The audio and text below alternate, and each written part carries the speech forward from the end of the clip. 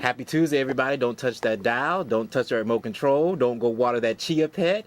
Sit down and enjoy another episode of SEIU Says. Happy Tuesday, everybody, and we thank you for allowing us in your home once again. All right, so we have a guest today, and introduce yourself. I'm Dr. Eddie Taylor. All right, Dr. Eddie Taylor, he's here today. He's going to talk about a job fair that's coming up. He's also going to talk about his new book, and we're going to have a good old time today. All right, SEIU is sponsored by GWC, that's Goldberg, Weissman, and Cairo. That's Illinois' largest personal workers' comp law firm. If you have any questions about workers' comp, personal injury, or medical malpractice, then we want you to give SEIU Local 73 a phone call. Our phone number is 312-588-7630. That number is 312-588-7630. All right, we have a very important announcement to make for our crossing guards for SEIU Local 73. All right. Okay, this is for the city of Chicago. Crossing guards. There's a union meeting that's coming up, and that union meeting is going to be on Thursday, February the 19th, 2015, which is going to be next Thursday. All right, so the meeting is going to be located at SEIU Local 73. And that is 300 South Ashland. The time is going to be from 5:30 until 8:30 p.m. All right, and we're going to discuss at this particular meeting, we're going to discuss safety. Come here what we can do to improve your safety. And we're going to try to create stiffer penalties in the event that you all do get hurt on the job. So if you want to RS, and also our current Mayor Rahm Emanuel will be at this meeting. All right, so that is going to be next Thursday at SEIU Local 73. And if you want to RSVP for this event, and this is for our City of Chicago crossing guards, you definitely want to come out to this. That number to RSVP is 312-588-7630. That number is 312-588-7630. All right. We got another announcement to make here. We're going to try to see this one right here. All right, this is for... All right, give me 1 minute here. All right. This is the, well, we probably can't see it, but you can go on our website, and it is for... This is the SEIU Local 73 website right here. For our CPS, the Chicago Public Schools, as you all know, your contract was just ratified. Your collective bargaining agreement contract was ratified. And so you can go visit our website for more information on that, so you all can also get copies of your new contract that you guys are going to have. So I think that's also a great thing as well. All right. So today, thank you for coming out. All right. You're welcome, sir. Thank you very much. All right. Thank you. All right. So, you know, unions are all about, this is a union show. Okay, so unions is always about people working in the country. You know, we always want to have people working, we want to keep people employed, and not just employed, but you want to have good employments, and you want to have rights on your job. You want to make sure that you are able to assert your rights on the job.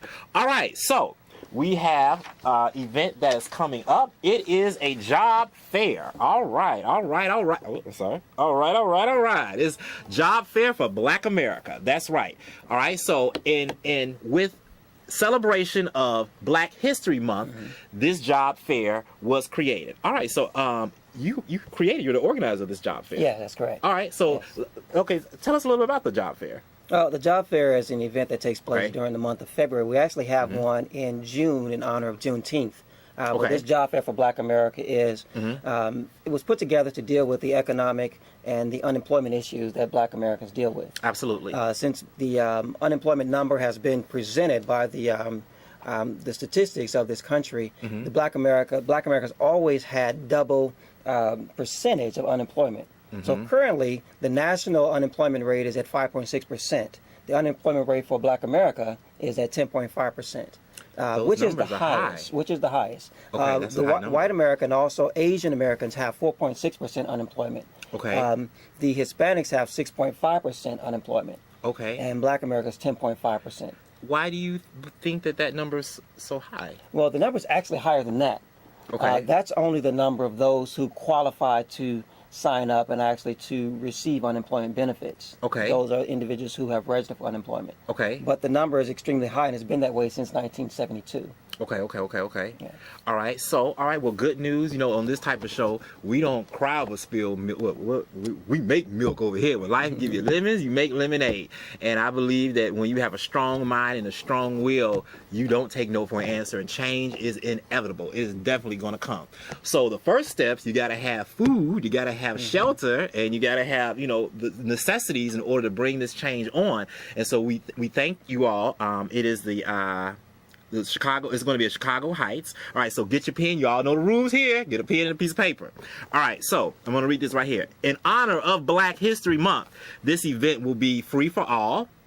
It's a free job fair and it's one of a kind, where employers get the opportunity to come into the Black community and they can meet people. So this event will be held. There are going to be 2 dates for this event, everybody. All right, so this is the first date. The first date is going to be held at the Prairie State College, and that's located at 202 Halsted Street in Chicago Heights. That date for that job fair will be this Thursday coming up, February the 12th, from 10 a.m. until 1 p.m. Employers will be recruiting for open positions. Free parking is available in Lot D. Wear appropriate business attire and bring copies of your resume. That's business. This is business casual. So he's okay. All right. So that date for that is, once again, is the first job fair, and it's going to be in Chicago Heights.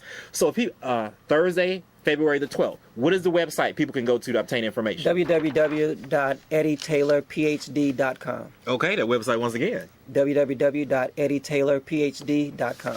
Okay, now there's also a second, there's going to be a second one coming up as well, and that is going to be in Gary. Is that correct? Yes. Okay, and that date is February the 20th. February the 19th. I'm sorry, February the 19th. Yes. Okay, February the 19th. So what you guys want to do for that, if you're interested, you want to come out. And so I have a list of, I'm going to let him read the list here, a list of some of the employers that are going to be at this event. All right, the one for this week at Prairie State College, the employers we have is CVS Caremark, United States Custom and Border Protection, Western and Southern Financial Group, Horseshoe Casino, Chicago Zoological Society and Brookfield Zoo, the Power Company, Mass Mutual, Pace Suburban Bus Company, Cabela's, Shed Aquarium, Rent-A-Center, Primerica, Lawrence Hall Youth Services, Aunt Martha's Youth Service Center, Republic Services, Burger King, and United States Environmental Protection Agency. And they will be at the Chicago Heights job fair, which would be at Prairie State College Conference Center. Okay. The one at Gary, which will be held at the W.B. Du Bois Library, which is located at 1835 Broadway in Gary, Indiana. We have registered employers, which would include Primerica, Schneider International, Indiana Department of Corrections, Indiana State Police, United States Customs and Border Patrol, Horseshoe Casino, CVS, and Federal Express are the registered employers for that event. Okay. Both these events are on the website at eddietaylorphd.com. Okay, so if this is my first job fair, what is the appropriate way to schmooze, as they say, an employer, so he can pick me or they can pick me. I want a job. What are those ways? Like, what are some good tips you can give us out there? Well, the tips is, first of all, when you walk into the job fair, to the auditorium, the employers are watching, and as you approach their booth, they're watching how you approach them. They're watching how you dress. They're watching your mannerism. So it's very important to dress professionally, and it's also very important while you're in that milieu, in that environment, to be professional. When you approach them, sometimes when you approach them, that's your first interview. If they like you and if you are presentable, they will take your resume and put it to the side, knowing that if they ask you to look to apply on the internet, if they ask you to call in, they will have your resume, and sometimes they'll put a special mark on your resume, knowing that this person is someone worth considering for an interview, a second interview. So these are some things to definitely consider. You want to dress professional, you want to look professional, and present yourself as the best way that you can. Okay. All right. That's good. All right. So we want everybody to try to make it out to that job fair, and you have those dates and you have that website. So you can all pull it up and see that information, and hope to see you out. All right. So you are an author. Yes, sir. Okay, all right. And so he's wrote a couple of books, and we're going to talk about the books. And I think it's all great because it all coincides with Black History Month. All right. So his first book that he's written is, okay, I think you all can see it. Our lighting is good today in here. It is Restoring the Mind of Black America. All right. And so, and we're going to talk about his new book that just came out. That book, I think the new book has been out for like 10 days now, right? Yes. Okay. All right. So give us a little synopsis on the Restoring the Mind of Black America. Restoring the Mind of Black America deals with the Civil Rights Movement. It deals with the progressive movement that the black community actually took on. During the Civil Rights Movement, the black community actually came together. There was many things that were done, many things that were accomplished because of the work of Martin Luther King Jr. and also Malcolm X, along with the Black Panther Party, which is also included in the book. But something happened when Martin Luther King, when Dr. King was assassinated, when Malcolm X was assassinated, and the Black Panther Party were dismantled, something happened within the community. And something happened not only externally, but something happened internally. Something inside of the black community had been damaged. When we looked at these leaders took on a role that was internal, something that meant something to us. Dr. King and Malcolm X, depending on if we were from the North or the South, they took on the role of either a father, a big brother, but they had a significant role in the lives of our people. The Black Panther Party took on the role as they could be considered more like uncles or big brothers, but they were there within the community to help the community to reach towards goals and actually to strive for equal rights and for empowerment. When these individuals were removed, it damaged the community. And that internal damage within the community, rather than embracing the damage and embracing the loss and dealing with that and mourning effectively, we began to deal with things rather erratically. And so, as you can recall, looking at some of the images, there are riots that usually would take place. Like we have now. Absolutely, absolutely. And these riots that take place even now, they could have a psychological connection to the riots that took place back then. And so the pain that we experience today, it's possible that they're connected to the pain we experienced back then. What I wanted to say is So what I wanted to say was I think this is very good because this looks at it on a psychological level. That is, psychologically. I'll never forget. It was an experiment that was done. It was in college that I was at, and they were like, okay, there's going to be a smell in the room. If the smell is too unbearable, you can leave. Okay, so, when we all got in the room, whatever, I didn't smell anything, but some of the people thought that they actually smelled something. And so people were dry heaving, they couldn't breathe, and they were leaving out of the room. And so after we got back for the assignment, they were like, well, do you want to know what we released in the room? And they said nothing. And it went back, and the instructor's like, that's how powerful your mind is, that when you believe something, it resonates with you, it can become you, and it can become your reality. So given that, as you were saying, that on a psychological level, that we haven't looked at the atrocity, the genocide that has happened with us, this gives us a perspective to look at it on that level. And you were saying that we didn't get the opportunity to mourn. I guess during that time, it wasn't a place to mourn because they wanted to keep the civil rights movement very quiet. Absolutely. And then also the mourning process isn't the type of sitting and crying, but the mourning process is looking what we lost and then how to pick up from where we lost and then to continue to move on. The mourning process is to honor and to embrace what we lost. And to honor and to embrace it means that where they left off is where we need to pick up. Where they left off, we need to pick up. And we got a caller. This is SEIU Says. Happy Tuesday. Good evening, guys. Since we're talking about black history, we must not forget about Philip Randolph. Because remember that one time we were talking about the railroad, there was a different working conditions that compared to the black porters compared to the white porters. And don't forget, Philip Randolph, he was a civil rights worker. And he also organized the March on Washington, D.C. Let's don't forget about his contributions as well. Okay. Thank you, caller. Absolutely. Thank you for that comment. there are many, as we look at, the organization, those who contributed to our, where we are today, the progress of Black America. There are many who contributed. There's actually an A. Philip Randolph book talks about organization. that, though. Yes, there's an A. Philip Randolph organization in Arizona that continues to meet on a regular basis. But those who know about A. Philip Randolph are no longer supporting the organization. However, they're still benefiting from the work that he's done. And we're going to talk about that as well. So we're not leaving anyone out, but this is a collective effort and we have a caller. This is SEIU Says. Yeah, good evening to y'all. Okay, like the library, the Obama library, right? The Obama Library? Yeah. Okay. How they built that, right, in the community, right? Well, it hasn't been approved yet where it's going to be built, but it's a project. I said they built grocery stores in the Black community.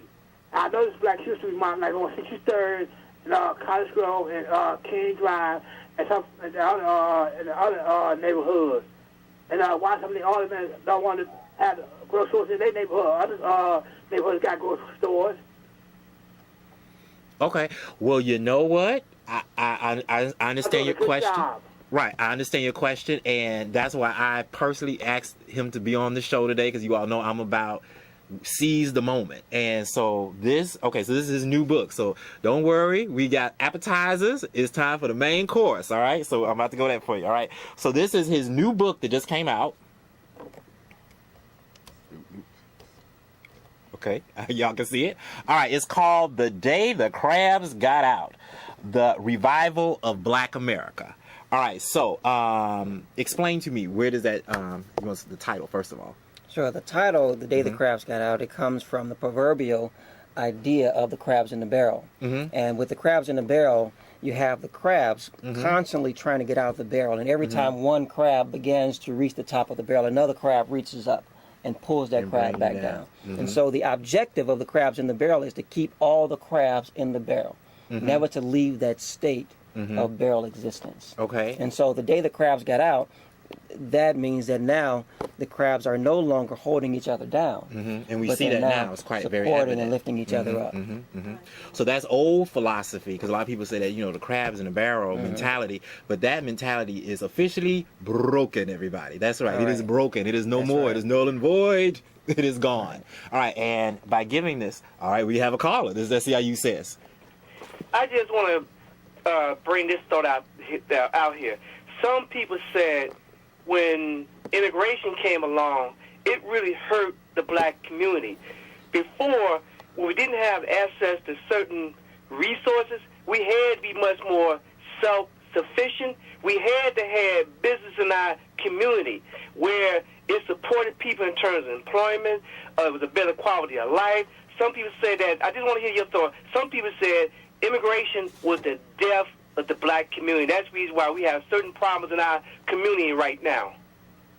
I think that's an excellent observation. And that would be my answer, an excellent observation. However, one of the things also that we will notice with that, in all due respect to everyone who's working on behalf of America and American society, but there are many things that we had, and I was just talking to Mr. Bonds earlier in reference to the Black-owned corner stores, the Black-owned grocery stores, the Black-owned gas stations, the Black-owned retail shops. There's so many things that we own within our community, but now if we look in our community, we don't own much. We don't own much in our own communities. And so when we began that process of integration... Why do you think that is?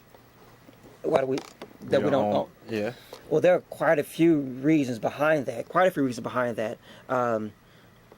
Which is dealing with the crabs in the barrel. When you look at the crabs in the barrel, now, because of that mindset, when someone owns something, there are others who don't really want them to own it.